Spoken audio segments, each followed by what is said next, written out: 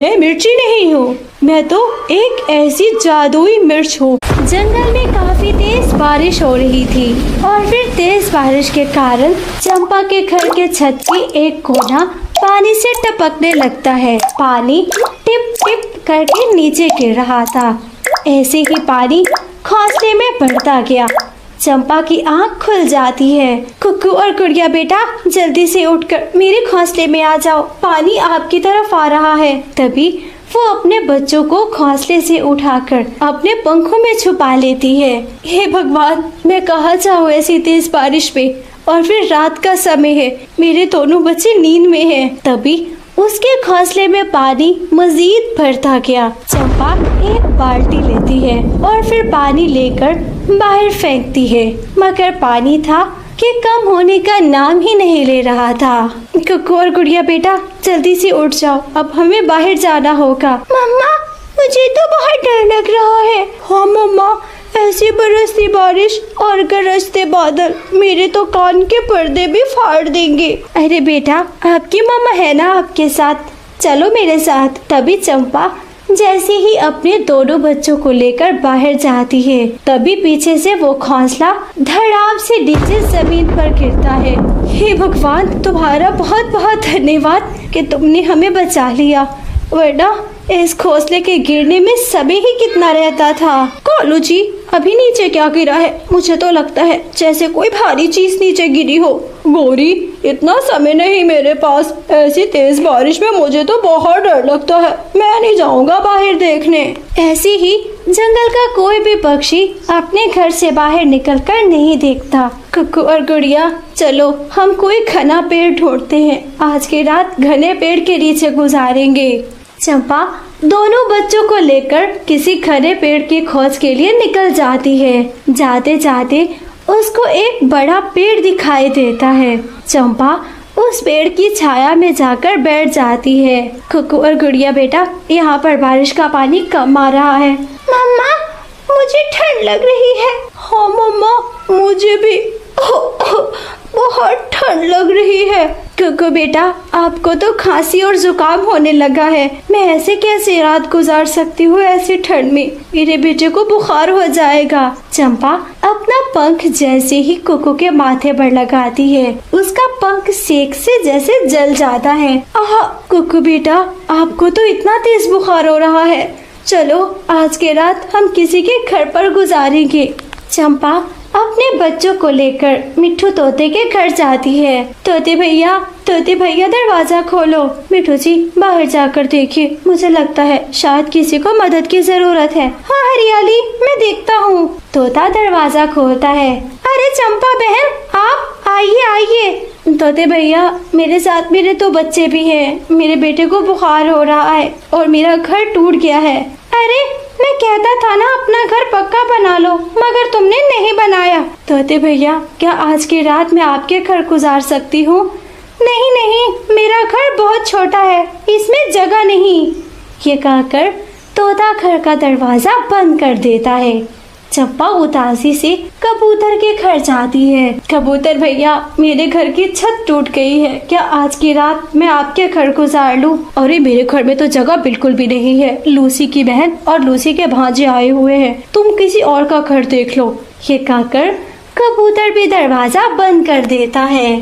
चंपा बेबसी की हालत में कौवे के घर जाती है। कवि भैया, मेरी मदद करो, अब ये आखिरी घर बच गया है, इसके बाद कोई घर नहीं जहाँ पर मैं मदद की गुहार लगा सकूं। अरे चंपा, तुम तो जानती हो हम कभी घर की सफाई नहीं करते, मेरा घर तो इतना गंदा मैला पड़ा हुआ है, तुम और तुम्हारे बच्चे मेरे घर में नहीं रह पाओगे।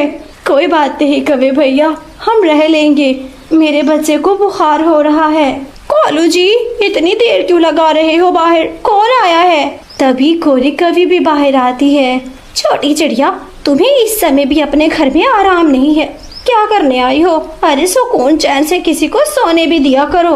गौरी बहन, मेरे घर की छत टूट गई है और हम तुम्हें अपने घर में रहने दें? ना ना, ये उम्मीद हमसे ना लगाना। ये कहकर गौरी घर का दरवाजा बंद कर देती है। गौरी, अच्छा हुआ जो तुम आ गई। ये चिड़िया तो मेरी बात सुनने के कायल ही नहीं थी। ये तो कह रही थी किसी भी हाल में अपने घर में रख लो मुझे।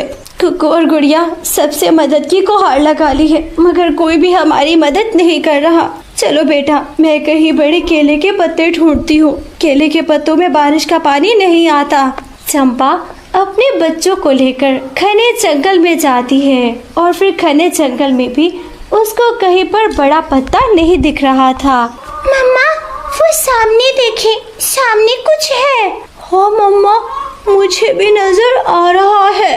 कुकू बेटा, कहाँ पर मुझे बताओ, शायद कोई हमारी मदद कर ले। चंपा उस रोशनी की दिशा में जाती है। तभी उसको जमीन पर गिरी हुई एक लाल रंग की मिर्ची नजर आती है। कुकू और गुड़िया बेटा, ये तो मिर्ची है, ना जाने चमक क्यों रही है। तभी वो मिर्ची ऊपर नीचे उछलने लगती है। उछलते उछलते उसमें से आवाज आने लगती है। मैं मिर्ची नहीं हूँ, मैं तो एक ऐसी जादुई मिर्च हूँ जो कि कभी भी किसी चीज का रूप धार सकती हूँ। क्या मतलब है इस बात का? तुम जादू से हमें कोई तकलीफ तो नहीं पहुँचाओगी ना? नहीं, बिल्कुल भी नहीं। हजारों वर्षाओं के बाद एक वर्षा ऐसी आती है जिसकी एक बूंद से ऐसी मिर्ची पैदा होती है, और फिर अगर इसको बिजली की चमक में रखोगे और जो मांगोगे वो तुमको मिल जाएगा। मम्मा, ये तो बहुत अच्छा हुआ ना। इसका मतलब अगर हम मिर्ची को तेज बारिश में कड़कती हुई बिजली के नीचे रखेंगे और फिर दिल में जो भी रखेंगे हमें सब मिल जाएगा। गुड़िया बेटी, ये बातें तो किताबों में लिखी जाती है, बच्चों को कहानियाँ सुनाई जाती है, ये कभी सच नहीं होती। मैं जानती हूँ चिड़िया, तुमको मेरे पे कोई विश्वास नहीं है। मैं चाहती हूँ तुम आज की रात मुझे थोड़ा सा समय ही दे दो। अगर तुम इतना बोल रही हो, चलो तो तुमको चेक करके देखती हूँ। चंपा वो मिर्ची उठाकर एक मैदान में जाकर रख देती है जहाँ पर बारिश का पानी काफी तेजी से बह रहा था। कुकू और गुड़िया, अपने दिल में सिर्फ एक ही इच्छा रखो, अच्छा और पक्का घर। ऊपर वाले, मेरी एक ही इच्छा है, अच्छा और पक्का घर। और मेरी भी एक ही इच्छा है, अच्छा और पक्का घर। चंपा के दिल में यही इच्छा थी। तभी जोर से बिजली कड़कती है। बिजली की चमक जैसी ही उस मिर्ची पर पड़ती है, वो मिर्ची तुरंत एक बहुत बड़े विशाल घर में बदल जाती है। कुकू और गुड़िया, उस मिर्ची से हमारा काम हो गया है। याहू! हमारा अच्छा और पक्का घर बनकर तैयार हो गया है। हाँ मम्मा, जल्दी से चले इस घर में, मेरी तबीयत और ज्यादा बिगड़ रही है। कुकू जैसे ही घर के अंदर जाने लगता है, तभी एक सुंदर परी आ जाती है। कुकू, तुमने अपनी मम्मा के कहने पर अच्छा और पक्का घर तो मांग लिया, अपने लिए बुखार और नज़ले की दवा क्यों नहीं मांगी? मैं तो ठीक हो जाऊंगा, ऐसी बारिश में मेरी माँ और मेरी बहन कहाँ जाएंगी? परी जी, क्या आप अब हमें दोबारा कुछ देने आए हैं? हाँ, क्यों नहीं, तुम लोग जाओ, आपके घर में हर एक सुख सुविधाएं हैं और तुम लोग खुश रहो उसमें। तभी चंपा अपने बच्चों को लेकर उस घर में चली जाती है। वो घर अंदर से काफी पक्का, वहाँ पर फलों की टोकरियाँ, बेबहा भोजन रखा हुआ था। बारिश काफी तेज थी, तभी तोते का घर नीचे टपक जाता है। बाद में कबूतर का, ऐसे ही कालू कौवे का। सभी बेघर होकर एक दूसरे को मुंह देख रहे थे। अरे, थोड़ी देर पहले चंपा का घर गिरा था, मैं तो कहता हूँ जाकर देखते हैं। चंपा जहाँ है हम भी वहीं जाते हैं। हाँ हाँ चलो, चंपा ने जरूर कोई सुरक्षित स्थान देख लिया होगा, हम वहीं पर जाते हैं। कालू जी, मैं किस मुंह से जाऊंगी, मैंने तो चंपा को कितना बेइज्जत कर दिया था। चलो लूसी, हम भी चलते हैं। पति जी, आप भी कैसी बात करते हो, खुद तो बोला था कि लूसी के बहन भाजे आए हुए हैं, आप क्या बताएंगे कि बहन भाजे कहाँ गए हैं? अरे तुम चुप कर जाओ, चंपा ऐसी बिल्कुल भी नहीं है, उसका दिल बहुत बड़ा है। सभी पक्षी जंगल की दूसरी दिशा में जाते जाते एक विशाल घर देख लेते हैं। अरे दोस्तों, इतना बड़ा विशाल घर ना जाने किसी अमीर पक्षी का होगा। अब तो यही प्रार्थना करो कि वो अमीर पक्षी हमें अपने घर में जगह दे दे। वो सभी घर का दरवाजा बजाते हैं। अमीर पक्षी जी, हमें आज रात अपने घर में रहने दो, हम बेबस और गरीब पक्षी हैं। तभी उस घर में से चंपा बाहर आती है। आप में से कोई भी गरीब नहीं है और ना ही कोई अमीर है, हम सब बराबर हैं। चंपा बहन, तुम्हारा घर है क्या ये? हाँ बिल्कुल, ये मेरा घर है। 1000 वर्षाओं के बाद एक वर्षा में लाल मिर्ची होती है। लाल मिर्ची बादल चमकने से वो जो बिजली आती है उससे फूटकर दिल की इच्छा पूरी कर देती है। अरे वाह खालू जी, ऐसी मिर्ची हमें कब मिलेगी? गोरी बहन, ऐसी मिर्ची अब 1000 वर्षाओं के बाद ही मिलेगी। ये सुनकर सभी हंसने लग जाते हैं। मैं जानती हूँ आपको शर्मिंदगी हो रही है, मगर आप परेशान मत हो। आइए इसको अपना ही घर समझिए। चंपा का दिल तो बहुत बड़ा था। वो सभी को अपने घर ले जाती है, पेट भरकर भोजन देती है। क्यों कबूतर भैया, लूसी बहन के वो बहन और भांजे कहाँ है? तभी कबूतर भी हंसने लग जाता है। अरे तेज बारिश में वो अपने घर चले गए हैं। मेरे जंगल के पक्षी बिना झूठ की फैक्ट्री लगा कर रखते हैं। ऐसी ही सारी रात वो हल्ला गुल्ला खूब करते हैं। रानो चिड़िया अपने बेटे कोको को लेकर इंसानों की बस्ती में आ जाती है और वो किसान के घर के आंगन वाले बड़े पेड़ के ऊपर बैठ जाती है। कोको बेटा, ये पेड़ कितना अच्छा है और सुरक्षित भी। इंसान किसी को कुछ कहते नहीं है, मारते नहीं किसी को, इसीलिए मैं अपना घोंसला यहाँ पर बना रही हूँ। मम्मा, आप ही जानो किसानों के बारे में, मैं तो पहली बार इंसान देख रहा हूँ। रानो चिड़िया अपने दोनों पंखों का जोर लगाती है और फिर कुछ ही लम्हे में अपना घोंसला तैयार कर लेती है। कोको बेटा, देख रहे हो सामने किसान की पत्नी और किसान है। ये कभी रोटी का टुकड़ा फेंकेंगे तो तुम झट से जाकर उठा लेना, मैं जरा जंगल घूम कर आती हूँ। रानो चिड़िया वहाँ से चली जाती है। मम्मा ने रोटी के टुकड़े को बोला था, न जाने रोटी का टुकड़ा कैसा होता है, मैंने तो कभी रोटी देखी ही नहीं। तभी थोड़ी देर के बाद किसान की पत्नी आंगन में आती है और फिर झाड़ू लगाना शुरू करती है। झाड़ू लगाते लगाते उसके गले का हार नीचे गिर जाता है।